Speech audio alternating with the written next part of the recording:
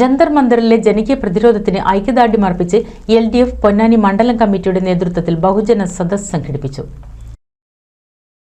കേന്ദ്ര സർക്കാർ കേരളത്തോട് കാണിക്കുന്ന അവഗണനയ്ക്കെതിരെ മുഖ്യമന്ത്രിയുടെ നേതൃത്വത്തിൽ ഡൽഹി ജന്തർ മന്ദറിൽ നടക്കുന്ന മന്ത്രിമാരും ജനപ്രതിനിധികളും പങ്കെടുക്കുന്ന ജനകീയ പ്രതിരോധത്തിന് ഐക്യദാർഢ്യം പ്രഖ്യാപിച്ച് LDF പൊന്നാനി മണ്ഡലം കമ്മിറ്റിയുടെ നേതൃത്വത്തിലാണ് ബഹുജന സദസ്സ് സംഘടിപ്പിച്ചത്.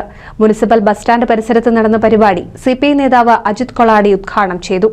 നികുതി കമ്മിയുടെ യാഥാർത്ഥ്യം പറയുമ്പോൾ പ്രതിപക്ഷം സഭയിൽ പറയുന്നത് സംഘപരിവാർ പ്രചരിപ്പിക്കുന്ന നുണകളുടെ നിലപാടിന് അനുകൂലമായ സമീപനമാണെന്നും കേന്ദ്രവിഹിതത്തിലെ വായ്പയുടെ അനുമതിയിൽ വരുത്തിയ കുറവാണ് സംസ്ഥാനത്തിന്റെ സാമ്പത്തിക പ്രതിസന്ധിക്ക് കാരണം. മൂലധന ശക്തികളുടെ രാഷ്ട്രീയത്തെ ഇന്ത്യ പ്രതികരിക്കാതിരുന്നാൽ അപകടകരമായ സ്ഥിതിയിലേക്ക് രാജ്യം പോകുമെന്നും അജിത് കൊളാടി അഭിപ്രായപ്പെട്ടു. 19,000 കോടി അഡാനിക്ക് ഒരു ദിവസം വേണമെങ്കിൽ നരേന്ദ്രമോദി 30,000 കോടി കൊടുക്കും, അല്ലെങ്കിൽ അംബാനിക്കും കൊടുക്കും. റവന്യൂ കമ്മിയുടെ ഗ്രാന്റ് നമുക്ക് കിട്ടാൻ 8,400 കോടി ഇപ്പോഴും കിട്ടാനാണ്. GSTക്ക് നമ്മൾക്ക് കോമ്പൻസേഷൻ കൊടുത്തത് 12,000 കോടി ഇപ്പോഴും കൊടുക്കാനാണ്. ഇപ്പൊ GST നിങ്ങൾ 100 രൂപ കൊടുക്കുകയാണെങ്കിൽ അതില് 35% സ്റ്റേറ്റ് ഗവൺമെന്റിന് വരണം. അത് തരുന്നില്ല. നികുതി കമ്മികൾ 18,000 കോടി.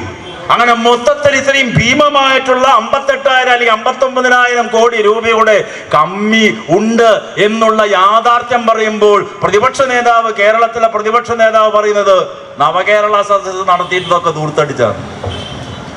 ഒരു യാഥാർത്ഥ്യ ബോധത്തോടു കൂടി വർത്തമാനം പറയണ്ടേ, പഠിച്ച് വർത്തമാനം പറയണ്ടേ.